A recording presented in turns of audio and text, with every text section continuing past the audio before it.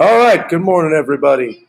We're not going to take it anymore. This was the theme that the colonists kind of went with as they declared their independence from England. In this lecture, we're going to talk a little bit about the Declaration of Independence, what it did, and why it's significant and its importance. So, really quick, some notes.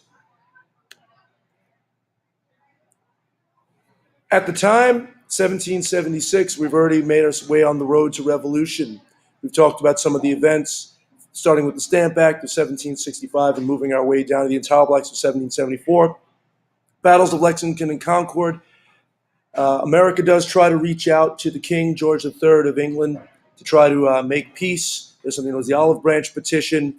It's rejected by 1776. It's pretty much the handwriting is on the wall, and it looks like we're going to be breaking away. However, many colonists were afraid to break away with England, just like when you're in a job and you don't really like it, but you don't have anything else, you kind of stick with it for a while. People were familiar with the living conditions under British rule, and there was that fear of the unknown. Could the colonists really govern themselves? Could they work together?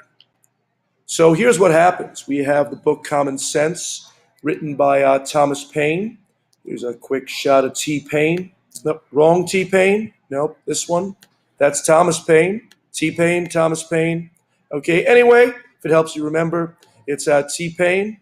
And Thomas Paine is going to criticize King George III of England. He's going to call him a royal brute and try to point out that an island cannot rule a continent. As I like to call Common Sense, and I give a shout out to Mr. Hughes from Hip Hughes History, the book of duh. In other words, it's common sense. How can you not see that America cannot stay tied to England? And this is a persuasive piece of literature that encourages many colonists to support independence. What happens next is we see England is going to close all colonial ports and issues a decree that if you resist the crown, if you're going against the government, that's an act of treason, which, as we know, is punishable by death. Later on, England is going to hire German soldiers known as Hessians to fight the colonists, and many people say that the handwriting is on the wall. There's no chance of making up, and it's time to break up. And to turn it over to our girl, T Swizzle.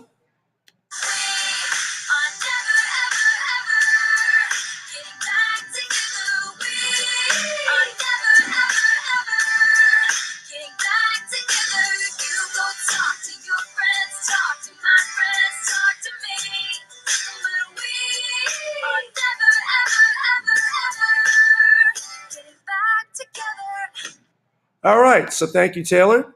And a little bit about the Declaration of Independence now.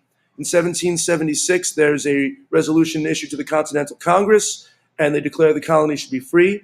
And a young Thomas Jefferson is chosen to draft the Declaration of Independence. So, what does the Declaration of Independence do? Basically, the Declaration of Independence is a breakup letter. It's going on Facebook and changing your relationship status and explaining to everybody why you're doing what you're doing. Okay? In other words, what I like to tell everybody, again, shout out to Mr. Hughes, Dear King, you suck, we hate you, we're leaving you, the colonists. All right? There's 3 parts to the Declaration of Independence. There's an introduction which states why people are declaring independence. In this introduction, Thomas Jefferson is going to make reference to some of John Locke's ideas, the idea that the job of government is to protect the rights of people. People are born with natural rights, and when the government fails to do its job, the people have a right to get rid of that government. And he explains that this is why the colonies are getting rid of England. There's then a list of grievances. Just like when you break up with someone, you say, you did this to me, you did that to me, and this is why I'm leaving you. They go through the things that the king has done to the Americans, and then why the king has lost his right to rule the Americans. It is a formal statement of the colonists' independence. They are now no longer tied to England. They are free and independent states. So, in a nutshell, that's a little bit about the Declaration of Independence. And I hope you enjoyed this lecture, and I hope you found it informative. Thank you, everybody, and we'll see you soon.